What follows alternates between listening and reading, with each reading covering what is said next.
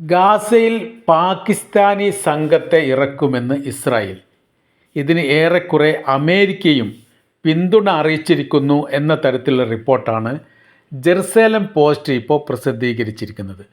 അന്താരാഷ്ട്ര സൈനിക സംഘത്തെ സുരക്ഷാ സംബന്ധമായ കാര്യത്തിനു വേണ്ടി ഗസയിലേക്ക് വിനിയോഗിക്കാൻ UN സഭ ഏകകണ്ഠേന തീരുമാനിച്ചിരുന്നു. രക്ഷാസമിതിയിലെ 15 അംഗങ്ങളിൽ 13 പേരും ഇതിന് പിന്തുണച്ചു.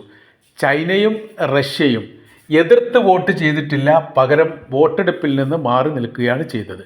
എതിർപ്പ് വോട്ട് ചെയ്തിരുന്നുവെങ്കിൽ വീറ്റോ പവർ ഉപയോഗിച്ചുകൊണ്ട് ഈ നിർദ്ദേശത്തെ തള്ളാൻ വേണ്ടി റഷ്യക്കും ചൈനക്കും സാധിക്കുമായിരുന്നു. രണ്ട് രാജ്യവും വീറ്റോ പവറുള്ള രാജ്യമാണ്. എന്നാൽ അവരത് ചെയ്തിട്ടില്ല. അപ്പോൾ അത് UN അംഗീകരിക്കപ്പെട്ട പ്രമേയമായിട്ട് തന്നെ അതിപ്പോൾ നിലനിൽക്കുകയാണ്. അപ്പോൾ സമാധാന ദൗത്യവുമായിട്ട് ബന്ധപ്പെട്ട് അന്താരാഷ്ട്ര സേനയെ നിയോഗിക്കുന്നതിൽ മുസ്ലിം രാജ്യങ്ങൾക്ക് വലിയ പ്രാധാന്യമുണ്ട് എന്നുള്ളതും അത്തരം രാജ്യത്തെയാണ് ആദ്യം പരിഗണിക്കുക എന്നുള്ളത് അമേരിക്ക പറഞ്ഞതാണ്. അതിന് ഇസ്രായേലിനും അനുകൂലമായിരിക്കുന്ന നിലപാടാണ് ഉണ്ടായിരുന്നത്. എന്നാൽ പല രാജ്യങ്ങളും തുർക്കിയുടെ വിമർശനവുമായിട്ട് ബന്ധപ്പെട്ട അല്ലെ തുർക്കിയെ തടഞ്ഞതുമായി ബന്ധപ്പെട്ട വിഷയത്തിൽ തൽക്കാലത്തേക്ക് ഈ ഗസയിലേക്ക് സമാധാന സംഘത്തിന് വേണ്ടിയിട്ട് തങ്ങളുടെ സൈന്യത്തെ അയക്കുന്നില്ല എന്നൊരു തീരുമാനമാണ് എടുത്തത്. ഇത് അമേരിക്കക്കും ഇസ്രായേലിനൊക്കെ വലിയ പ്രയാസം ഉണ്ടാക്കിയിരിക്കുന്ന കാര്യമാണ്.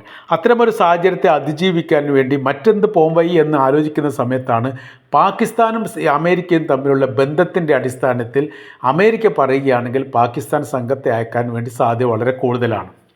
അപ്പോൾ പല പ്രതിസന്ധി ഘട്ടം ഉണ്ടാകുന്ന സമയത്തും പാകിസ്ഥാൻ അമേരിക്കയുമായിട്ട് ചേർന്ന് നിൽക്കുന്ന രാജ്യമാണ്. അപ്പോൾ ഇത് എത്രത്തോളം ഗുണമുണ്ടാവും എന്നുള്ള കാര്യമാണ് പിന്നീട് രണ്ടാം ഘട്ടത്തിൽ പരിശോധിക്കുന്നത്. പാകിസ്ഥാൻ്റെ സൈന്യത്തെ അയക്കുന്നതിൽ ഗവൺമെൻറ് വിചാരിച്ചാൽ അല്ലെങ്കിൽ സൈനിക കമാൻഡർ വിചാരിച്ചാൽ തീർച്ചയായിട്ടും അത് സാധ്യമാവുന്നതാണ്.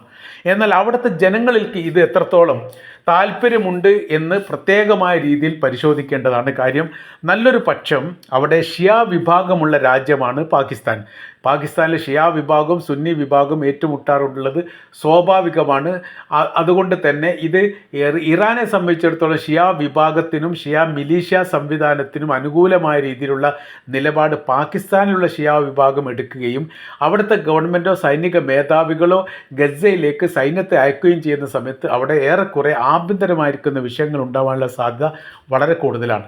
പല ഘട്ടങ്ങളിലും നമ്മൾ അറിയുന്നതാണ്. പാകിസ്ഥാനിലെ മിലിറ്ററി രാജ്യം പിടിച്ചടക്കി അവിടുത്തെ പ്രധാനമന്ത്രിയെ വെടിവെച്ച് കൊന്നു, അല്ലെങ്കിൽ പ്രധാനമന്ത്രിയെ ജയിലിൽ അടച്ചു, പ്രധാനമന്ത്രി രാജ്യം വിട്ടുപോയി.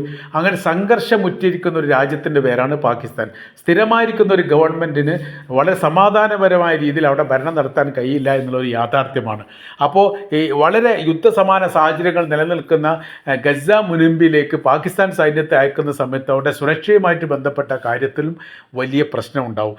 ഇതിൻ്റെ കാര്യം പറയുന്നത്, ഇതിനെ വിലയിരുത്തിക്കൊണ്ട് ചില മീഡിയകളിൽ കാണാൻ വേണ്ടി സാധിക്കുന്നത് ഇസ്രായേൽ സംഘത്തിന് പോലും അല്ലെങ്കിൽ ഇസ്രായേലിൻ്റെ IDF സംവിധാനത്തിന് പോലും സുരക്ഷിതമല്ലാത്തൊരു മേഖല ലോകത്തുണ്ടെങ്കിൽ അത് ഗസയിൽ മാത്രമാണ്. അവരുടെ സുരക്ഷയ്ക്ക് വേണ്ടിയിട്ട് ആരാണ് നേതൃത്വം നൽകുക എന്ന ചോദ്യം പ്രസക്തമായിട്ട് തന്നെ നിലനിൽക്കുകയാണ്. പല ഘട്ടങ്ങളിലും ഇസ്രായേൽ സൈനികർ മരണപ്പെടുകയും കാണാതാവുകയും പിന്നീട് അവരെ കിട്ടാതിരിക്കുകയും ചെയ്യുന്ന ഒരുപാട് സാഹചര്യങ്ങൾ ഗസയുടെ അകത്ത് നടന്നിരിക്കുന്നു. അങ്ങനത്തെ ഒരു സാഹചര്യത്തിൽ ഇസ്രായേൽ എന്ന് പറയുന്ന ഏറ്റവും വലിയ സൈനിക വിഭാഗമാണ്, ഏറ്റവും വലിയ പ്രാക്ടിക്കൽ ലഭിച്ച വിഭാഗമാണ്, ലോകോത്തര നിലവാരമുള്ള സൈനികരുടെ ശൃംഖലയുള്ള മേഖലയാണ് ഈ ഇസ്രായേൽ എന്നുള്ളത് ലോകത്തിന് അറിയാവുന്നതാണ്. അത്രയും വലിയ സൈനിക സംവിധാനത്തിന് പോലും ഗസയിലെ ഹമാസ് വിഭാഗത്തോട് പിടിച്ചു നിൽക്കാൻ പറ്റാത്ത പ്രതിസന്ധി ഉണ്ടാകുമ്പോൾ ഈ ഇസ്രായേലിനും അമേരിക്കക്കും അനുകൂലമായ രീതിയിൽ അവിടേക്ക് പാകിസ്ഥാൻ്റെ സൈന്യം എത്തുന്ന സമയത്ത് എത്രത്തോളം ഗുണമുണ്ടാവും എന്നുള്ളത് ഊഹിക്കാവുന്നതേ ഉള്ളൂ എന്നുള്ളതാണ്. മാത്രവുമല്ല ഏറെക്കുറെ പാകിസ്ഥാൻ സൈന്യം ഏറെക്കുറെ ഒറ്റപ്പെട്ടു പോകുന്ന സ്ഥിതിയിലേക്ക് പോകുന്നു എന്നും വിലയിരുത്തപ്പെടുന്നുണ്ട്. കാര്യമെന്ന് പറയുന്നത് തുർക്കി ഈജിപ്ത് സൈനിക സംഘത്തിന് പിന്തുണ നൽകുന്ന പോലെ അറബ് രാജ്യങ്ങളോ മുസ്ലിം രാജ്യങ്ങളോ പാകിസ്ഥാന് പിന്തുണയ്ക്കുകയില്ല എന്നുള്ളത് യാഥാർത്ഥ്യമാണ്.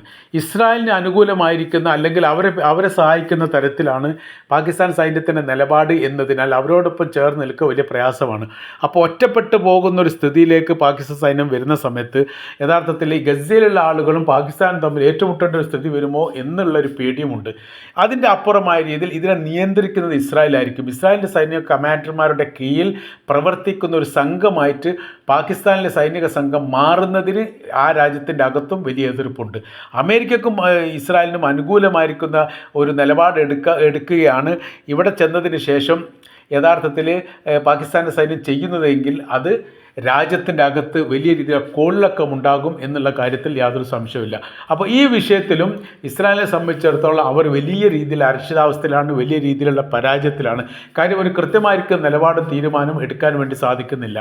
ഈജിപ്തിൽ അവസാനിച്ച ഉച്ചകോടിയുമായിട്ട് ബന്ധപ്പെട്ട് 22 രാജ്യങ്ങൾ അടക്കുന്ന സംഘമാണ് ഇവിടേക്ക് സൈന്യത്തെ അയക്കാൻ വേണ്ടിയിട്ടും സമാധാനപരമായിരിക്കുന്ന ദൗത്യത്തിന് വേണ്ടി സേവനം ചെയ്യാൻ വേണ്ടിയിട്ട് ഗ്രൂപ്പുകളെ തീരുമാനിച്ചുകൊണ്ട് അയക്കാൻ വേണ്ടി തീരുമാനിച്ചത്.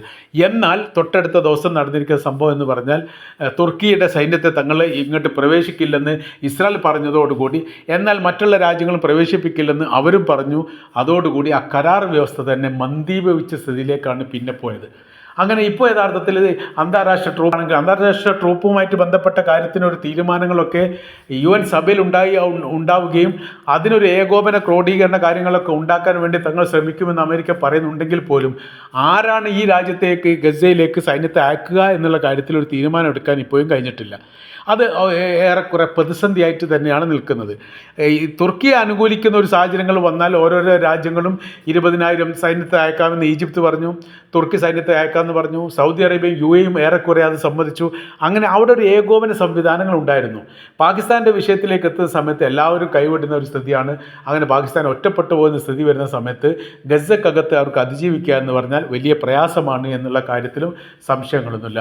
ഇപ്പോഴത്തെ നല്ലൊരു സാഹചര്യങ്ങൾ വിലയിരുത്തുന്ന സമയത്ത് അന്താരാഷ്ട്ര സൈന്യവും ഇല്ല, യഥാർത്ഥത്തിൽ അറബ് മുസ്ലിം സൈന്യവും ഇല്ലാത്തൊരു സ്ഥിതിയിലും ഇസ്രായേലിൻ്റെ ഗസക്കകത്ത് ഇസ്രായേലിൻ്റെ സൈന്യം ഒറ്റപ്പെട്ടു പോകുന്ന രീതിയാണ്. എന്നിട്ട് അവർക്ക് പിടിച്ചു നിൽക്കാൻ വേണ്ടിയിട്ട് അവരിപ്പോൾ ആക്രമണം നടത്തിക്കൊണ്ടിരിക്കുന്നു, ആക്രമണത്തിൽ തിരിച്ചടി ഉണ്ടായിക്കൊണ്ടിരിക്കുന്നു. ആ തിരിച്ചടി റിപ്പോർട്ടാക്കിയിട്ട് പുറത്തു വരാൻ പാടില്ല എന്നുള്ള പ്രത്യേകമായിരിക്കുന്നൊരു നിർദ്ദേശം പുറത്തു വരികയാണ്. ഇതിനിടയിൽ തന്നെ 2 സൈനികരെ കാണാതായിരിക്കുന്ന ഒരു വിവരങ്ങളും പുറത്തു വന്നിരുന്നു. ഇസ്രായേൽ അത് സ്ഥിരീകരിച്ചിട്ടില്ലെങ്കിൽ പോലും. അപ്പോൾ ഈ മേഖല ഗസ മേഖല കേന്ദ്രീകരിച്ചുകൊണ്ടുള്ള വിഷയങ്ങളും പ്രശ്നങ്ങൾക്കും ഇപ്പോൾ യാതൊരു കുറവുമില്ല. പരസ്പര ഏറ്റുമുട്ടലുകളും അക്രമങ്ങളും നടന്നുകൊണ്ടിരിക്കുന്നു. അതോടൊപ്പം തന്നെ ബങ്കറുകളെ അന്വേഷിക്കാൻ വേണ്ടിയിട്ടുള്ള സംഘം ഇപ്പോഴും അത് തുടരുന്നു എന്നുള്ളതും, ചില ബങ്കറിൻ്റെ അകത്ത് വലിയ രീതിയിലുള്ള സ്ഫോടനങ്ങളും കാര്യങ്ങളും നടന്നുകൊണ്ട് ഇസ്രായേലിൻ്റെ സൈന്യത്തിന് പരിക്കേറ്റ വിവരങ്ങളും പ്രാദേശിക തലത്തിലൊക്കെ റിപ്പോർട്ട് ചെയ്യുന്നു. യഥാർത്ഥത്തിൽ ഇപ്പോൾ ഗസയിൽ നടക്കുന്ന സംഭവങ്ങളുടെ ഒരു കൃത്യത ലോകത്തിന് അറിയുന്നില്ല എന്നുള്ളത് ഒരു യാഥാർത്ഥ്യമാണ്. കാര്യം അവിടെ അന്താരാഷ്ട്ര മീഡിയകൾക്കൊക്കെ കടുത്ത നിയന്ത്രണം ഇസ്രായേൽ ഏർപ്പെടുത്തിയിരിക്കുന്നു. അവരുടെ യെല്ലോ സോൺ മേഖലയിലൂടെ ഗസക്കകത്തേക്ക് അന്താരാഷ്ട്ര മീഡിയക്കാർക്ക് പ്രവേശിക്കുന്നത് ഇസ്രായേൽ വിലക്കിയിരിക്കുകയാണ്. കൃത്യമായിരിക്കുന്ന ID കാർഡ് പോലെയുള്ള സംവിധാനങ്ങൾ ഉണ്ടെങ്കിലും അവർക്ക് താല്പര്യമുള്ളവരെ മാത്രമാണ് യെല്ലോ സോൺ കടന്നുകൊണ്ട് ഈ ഗസക്കകത്തേക്ക് പ്രവേശിക്കാൻ വേണ്ടി സാധിക്കുന്നത്. അങ്ങനെ ആ സമയത്ത് എണ്ണസംഖ്യ വളരെ കുറവാണ് എന്നുള്ളതൊരു സത്യമാണ്. അപ്പോൾ അതുകൊണ്ട് തന്നെ ഈ മേഖല കേന്ദ്രീകരിച്ചുകൊണ്ട് വലിയ റിപ്പോർട്ടുകളൊന്നും പുറത്തു വരുന്നില്ല. ഇപ്പോൾ ഉള്ളത് ആരോഗ്യ ഡിപ്പാർട്ട്മെൻറ്റും ഗസയിലെ ഭരണ അതോറിറ്റിയും അതുമായി ബന്ധപ്പെട്ട UN സഭയുടെ പ്രതിനിധികളും ഗസക്കകത്ത് നടക്കുന്ന സംഭവ വികാസങ്ങളെക്കുറിച്ച് പറയുന്ന കാര്യത്തിനപ്പുറം മറ്റൊരു റിപ്പോർട്ടും പുറത്തു വരുന്നില്ല എന്നുള്ളതാണ്. അവിടെയുള്ള ദുരന്തങ്ങളും വിഷയങ്ങളും ഇപ്പോഴും അവസാനിച്ചിട്ടില്ല. വാഹനങ്ങൾ തുറന്ന് ഈ കരാർ വ്യവസ്ഥ പ്രകാരം വാഹനങ്ങളെ ഇസ്രായേൽ കടത്തിവിടുന്നില്ല. ഇപ്പോഴും റഫ അതിർത്തിയിൽ ആയിരക്കണക്കിന് വാഹനങ്ങൾ ഭക്ഷ്യധാന്യങ്ങളും വഹിച്ചുകൊണ്ട് ഇസ്രായേൽ സൈന്യത്തിൻ്റെ അനുമതി കാത്ത് കഴിയുന്നു എന്നുള്ളൊരു യാഥാർത്ഥ്യമാണ്. ഇങ്ങനത്തെ ഒരുപാട് സങ്കീർണമായിരിക്കുന്ന വിഷയങ്ങളും പ്രശ്നങ്ങളും നിലനിൽക്കുന്ന ഒരു പ്രദേശമായിട്ട് തന്നെ യഥാർത്ഥത്തിൽ ഈ മേഖല ഗസ മേഖല മാറിയിരിക്കുന്നു എന്നുള്ളതാണ്. അപ്പോൾ വളരെ എളുപ്പത്തിൽ വളരെ സിമ്പിളായ രീതിയിൽ പ്രശ്നം പരിഹരിക്കുക, അതുകൊണ്ട് പാകിസ്ഥാൻ സൈന്യങ്ങൾ അങ്ങോട്ട് എത്തുക എന്നൊക്കെ പറയുന്നത് അതൊരു യാഥാർത്ഥ്യവുമായിട്ട് ബന്ധമില്ലാത്തതാണെന്നും അത് ആ രീതിയിൽ അവരെ ലക്ഷ്യത്തിലേക്ക് എത്തിക്കുക അല്ലെങ്കിൽ ഗസ വിഷയമായിട്ട് ബന്ധപ്പെട്ട് പ്രശ്നപരിഹാരത്തിന് വേണ്ടി അവരെ നിയമിക്കുക എന്നുള്ളത് അശാസ്ത്രീയമായിരിക്കുന്ന കാര്യമായിട്ടും റിപ്പോർട്ട് ചെയ്യുന്നു. അതുകൊണ്ട് തന്നെ പാകിസ്ഥാൻ്റെ അകത്ത് തന്നെ ഈ വിഷയമായിട്ട് ബന്ധപ്പെട്ട് 2 അഭിപ്രായമാണ്. ഗസ നിവാസികളുടെ വിഷയവും പ്രശ്നങ്ങളും അവരുടെ പ്രാഥമികപരമായിരിക്കുന്ന വിഷയങ്ങളൊക്കെ അന്വേഷിക്കണമെങ്കിൽ യഥാർത്ഥത്തിൽ ഭാഷാ സംബന്ധമായിരിക്കുന്ന കാര്യത്തിന് യോജിപ്പുള്ള വിഭാഗങ്ങളാണ് വേണ്ടത്. അതിൻ്റെ പേര് പറയുന്ന സമയത്ത് ഈജിപ്താണ് ഗസയുമായിട്ട് അടുത്ത് നിൽക്കുന്ന രാജ്യം. അവരുടെ സൈനികരും അതോടൊപ്പം തന്നെ സൗദി UAE പോലെയുള്ള അറബ് ഭാഷ സംസാരിക്കുന്ന സൈനികരുമാണ് യഥാർത്ഥത്തിൽ ഇതിനാവശ്യമുള്ളത്. അതിന് പ്രത്യേകമായിരിക്കുന്ന ഒരു പ്രാധാന്യം നൽകാതെ മറ്റ് രാജ്യങ്ങൾക്ക് പ്രാധാന്യം നൽകുന്നത് മേഖലയിൽ അല്ലെങ്കിൽ ഗസ എന്ന് പറയുന്ന പ്രദേശത്ത് ഒരു സമാധാനമായിരിക്കുന്ന കാര്യങ്ങൾ പ്രതീക്ഷിക്കുന്ന അല്ലെങ്കിൽ അത്തരം ഒരു കാര്യങ്ങൾ ഉണ്ടാവണം എന്ന് ആഗ്രഹിക്കുന്ന ഒരു രാജ്യവും അങ്ങനെ വിചാരിക്കില്ല എന്നുള്ളതാണ് യാഥാർത്ഥ്യം. ഇപ്പോഴത്തെ സാഹചര്യ സ്ഥിതികളൊക്കെ വിലയിരുത്തുന്ന സമയത്ത് അമേരിക്കക്കാണെങ്കിലും ഇസ്രായേലിനാണെങ്കിലും മറ്റ് ഈ വിഷയത്തിൽ ഇടപെട്ട രാജ്യങ്ങൾക്കാണെങ്കിലും ഒരു കൃത്യമായ രീതിയിലുള്ള ഒരു പരിഹാര നിർദ്ദേശം മുന്നോട്ട് വെക്കാൻ കഴിയുന്നില്ല എന്നുള്ളതാണ്. അതിനിപ്പോൾ ഏറ്റവും ഒടുവിൽ റഷ്യയെങ്കിലും പറഞ്ഞിരിക്കുന്ന ഒരു കാര്യം എന്ന് പറയുന്നത് ദ്വിരാഷ്ട്ര ഫോർമുല അല്ലാത്ത മറ്റൊരു